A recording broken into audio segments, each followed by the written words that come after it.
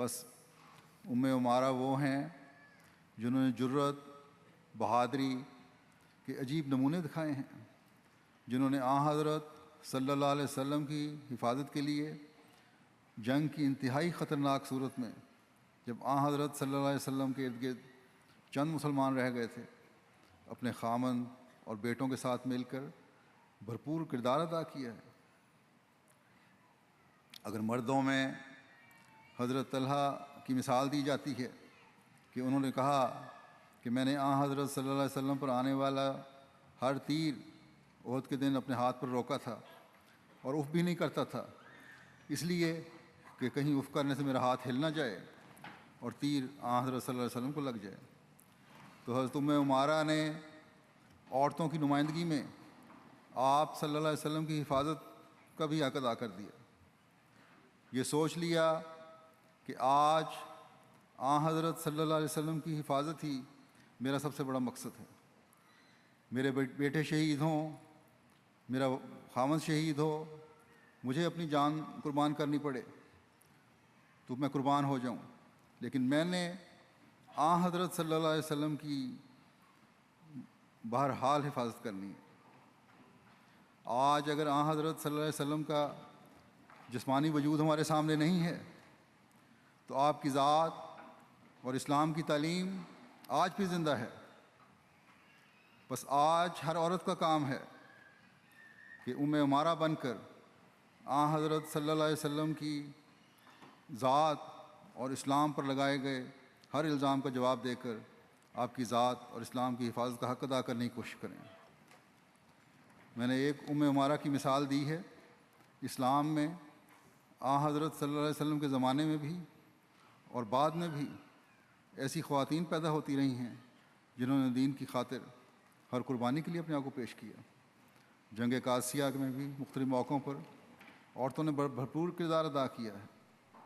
بس آج جب کہ اسلام پر دنیا کے ہر کونے سے حملہ ہو رہا ہے اور بدقسمتی سے مسلمان کہلانے والے خود بھی زمانے کے امام کی دشمنی کر کے ان حملوں کو ہوا دے رہے ہیں، ہمیں ایک ام عمارہ نہیں بلکہ ہزاروں ام عمارہ کی ضرورت ہے، جنہوں نے حضرت صلی اللہ علیہ وسلم کی ذات اور اسلام کی حفاظت کرنی ہے۔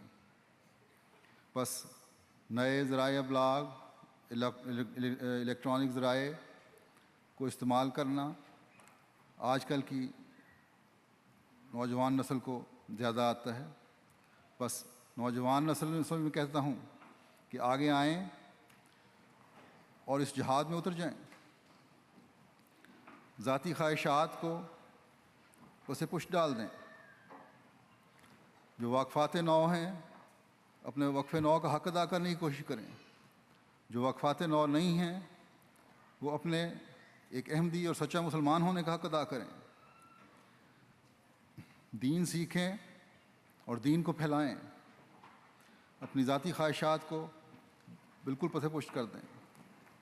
مخالفین کے کوئی اعتراض نئے نہیں ہیں، آج بھی وہی پرانے اعتراض ہیں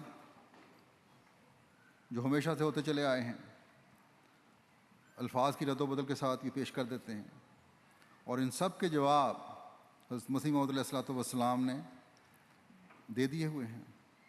بس ہماری عورتوں اور لڑکیوں کو چاہیے کہ حضرت مسیح موعود علیہ الصلوۃ والسلام کی کتب یا اقتباسات جن کا انگلش میں ترجمہ میسر ہے، جن کو اردو پڑھنی نہیں آتی وہ انگلش میں پڑھیں، اور کوشش کریں کہ اس کے علاوہ بھی علم حاصل کریں اور ان کے جوابات دیں جو اعتراضات آج اسلام پر اور حضرت صلی اللہ علیہ وسلم کی ذات پر ہو رہے ہیں، اور دشمن کے خلاف ایک ننگی تلوار بن کر کھڑی ہو جائیں۔ پھر میں ایک مثال پیش کرتا ہوں۔ حضرت ام سلمہ اسماء یہ بیعت رضوان میں شامل تھیں۔ جیسا کہ میں نے بتایا یہ بیعت تھی جو صلح حدیبیہ کے وقت سے پہلے ہوئی، حضرت عثمان کے شہید ہونے کی افواہ پر، اور یہ وہ بیعت تھی، اس کا مطلب یہ ہے کہ جس میں شامل لوگوں سے خدا تعالیٰ بھی راضی ہوا، کیونکہ آج انہوں نے خدا تعالیٰ کی خاطر ایک نیا عہد کیا تھا۔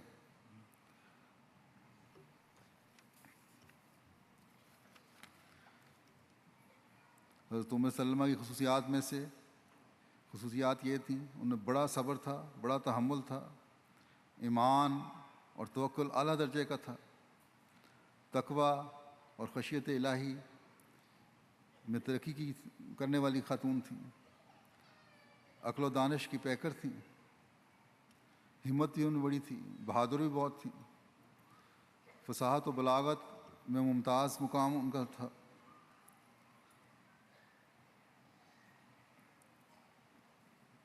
اور عورتوں میں خطیبۃ النساء کے نام سے معروف تھیں کہ عورتوں کی بہترین مقررہ۔ انہوں نے جنگ میں بھی حصہ لیا، جنگ یرموک میں، تو لاٹھی سے ہی، ڈنڈے سے ہی 9 رومیوں کو قتل کر دیا۔ گفتگو ان کی بڑی جچی تلی ہوتی تھی، جو بھی ان کی گفتگو سنتا متاثر ہوئے بغیر نہ رہتا۔ ان کی گفتگو میں بڑی مٹھاس تھی۔ ایک دفعہ حضرت صلی اللہ علیہ وسلم کی خدمت میں حاضر ہوئیں، وہ مشہور واقعہ جو ہے حدیث ہم سنتے ہیں، جس میں انہوں نے عورتوں کے بارے میں سوال کیا تھا کہ ان کا کیا مقام ہے۔ اور حاضر ہو کر جب انہوں نے کہا کہ آج میں عورتوں کی نمائندہ بن کر آپ کی خدمت میں حاضر ہوئی ہوں، اللہ تعالیٰ نے آپ کو عورتوں اور مردوں دونوں کی طرف نبی بنا کر بھیجا ہے۔ ہم عورتوں کو بھی آپ پر ایمان لانے اور آپ کی پیروی اختیار کرنے کی سعادت حاصل ہوئی ہے۔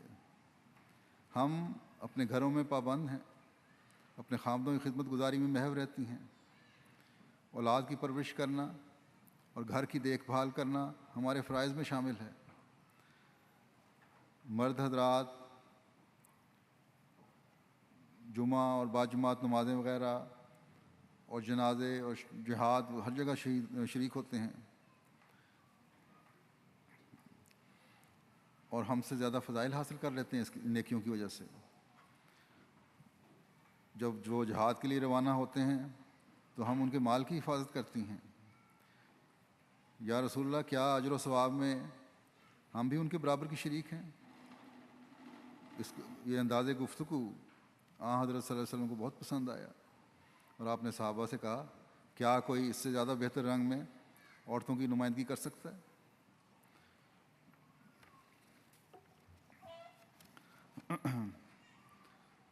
تو صحابہ نے کہا کہ ایسا فصیح بیان تو ہم نے آج تک نہیں سنا۔ حضرت صلی اللہ علیہ وسلم نے آپ کو مخاطب کر کے فرمایا کہ ان خواتین کو جا کر میرا پیغام سنا دو جن کی نمائندہ بن کر تم یہاں آئی ہو۔ تمہارا اپنے خامدوں کے ساتھ حسن سلوک سے پیش آنا، ان کی خوشی کو پیش نظر رکھنا اور ان کے نقش قدم پر چلنا اللہ تعالیٰ کو اس قدر پسند ہے کہ ایسی بلند مرتبہ عورت کو وہی اجر و ثواب دیتا ہے جس کا ذکر اس نے مردوں کے لیے کیا ہے۔ بس یہ مرد بھی وہ خوش نصیب مرد تھے جو تقوی پر چلنے والے تھے، جو اللہ تعالیٰ کی رضا کو مقدم رکھنے والے تھے، جو اپنے بیویوں اور بچوں کے حقوق ادا کرنے والے تھے۔ حضرت اسماء یہ پیغام سن کر خوشی سے واپس آئیں اور عورتوں کو جواب دیا۔ بس یہ تقوی پر چلنے والی بیویوں کا بھی رویہ ہے کہ اپنے سپرد جو کام ہیں ان کو وفا سے ادا کرنا، اپنے فرائض کو وفا کے ساتھ ادا کرنا، اپنے بچوں کی تربیت کی طرف بہترین رنگ میں توجہ دینا۔ لڑکیوں کا کام ہے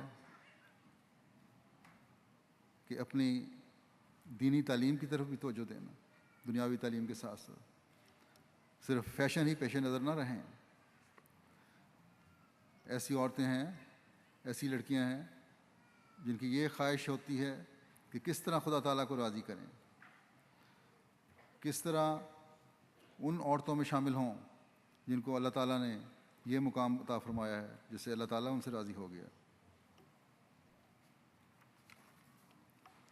پھر ایک واقعہ ملتا ہے حضرت ام ورقہ بنت عبداللہ کا یہ بھی انصاری خواتین میں تھیں، قرآن کریم کی حافظ تھیں، عالمہ تھیں، بڑی مدبرہ تھیں، علم و حکمت میں ترقی کرنے والی تھیں، عبادت گزار تھیں، زہد و تقویٰ میں بڑی ترقی کرنے والی تھیں، اور عبادت میں اتنی مشہور تھیں کہ رات کا اکثر حصہ عبادت میں گزارا کرتی تھیں۔ قرآن کریم کی تلاوت نہایت عمدہ لہجے میں کیا کرتی تھیں۔ قرآن کریم کی آیات پر غور اور تدبر اور سوچ اور فکر ان کی بہت گہری تھی۔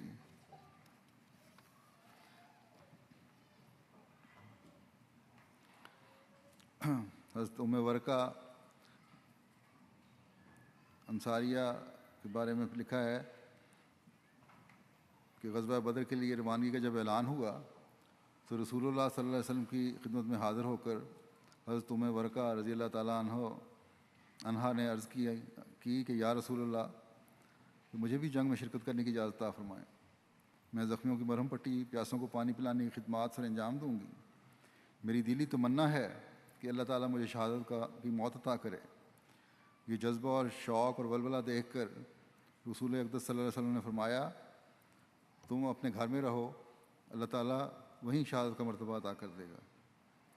یہ پیغام سن کر حضرت ام ورقہ خوشی خوشی اپنے گھر آئیں، اور بعض دفعہ ایسا بھی ہوتا تھا کہ حضرت صلی اللہ علیہ وسلم اپنے صحابہ کے ساتھ آپ کے گھر جاتے تھے، کہتے تھے آؤ آج زندہ شہید کے گھر چلیں۔ لیکن حضرت صلی اللہ علیہ وسلم کی بات یہ اس طرح بھی پوری ہوئی کہ ان کے 2 غلام تھے، اور ایک غلام اور ایک لونڈی تھی۔ ان کو آپ نے کہا تھا کہ جب میں وفات پا جاؤں گی تو میں تم لوگوں کو آزاد کر دوں گی۔ ان دونوں نے مل کے یہ فیصلہ کیا، سوچا کہ ان کی عمر تو پتہ نہیں کتنی ہے، کب تک یہ زندہ رہیں گی اور کب ہمیں آزادی ملے گی۔ انہوں نے ایک دن موقع پا کر رات کو ان کو شہید کر دیا۔ اس طرح اپنے گھر میں شہید ہونے کا جو آن صلی اللہ علیہ وسلم کا فرمان تھا وہی پورا ہو گیا۔ بہرحال وہ بعد میں پکڑے گئے۔ پھر حضرت فاطمہ بنت خطاب ہیں جو اپنے بھائی کی رہنمائی اور ہدایت کا باعث بنی، ان کے اسلام لانے کا باعث بنی۔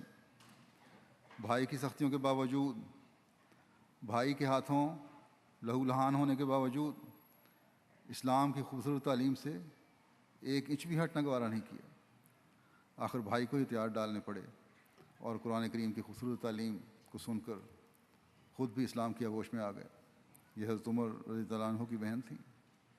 غرض کہ ان صحابیات کے بے شمار واقعات ہیں جنہوں نے دین سے محبت، خدا سے محبت، اللہ تعالیٰ کے رسول سے محبت اور عشق کی داستانیں رقم کی ہیں۔ عبادتوں میں بھی ایک دوسرے سے بڑھنے کی کوشش کی ہے، اور جسمانی جہاد میں بھی بھرپور حصہ لیا ہے، مالی قربانیوں میں بھی بھرپور حصہ لیا ہے، اپنے بچوں اور خامدوں کو قربان کروا کر صبر اور حوصلے کے اعلیٰ معیار بھی قائم کیے ہیں۔ تبلیغ دین میں بھی بھرپور حصہ لیا ہے، اور مسائل سیکھنے اور سکھانے میں بھی بھرپور کردار ادا کیا ہے۔ حضرت عائشہ ہی تھیں جنہوں نے وہ مقام حاصل کیا کہ نصف دین سکھانے والی بن گئیں۔ غرض ہر میدان میں مسلمان عورت کا ایک کردار ہے، اور ان عورتوں نے اپنے بچوں کے دلوں میں دین کی محبت اس طرح کوٹ کوٹ کر بھر دی کہ وہ ہر قربانی دینے کے لیے تیار ہو گئے۔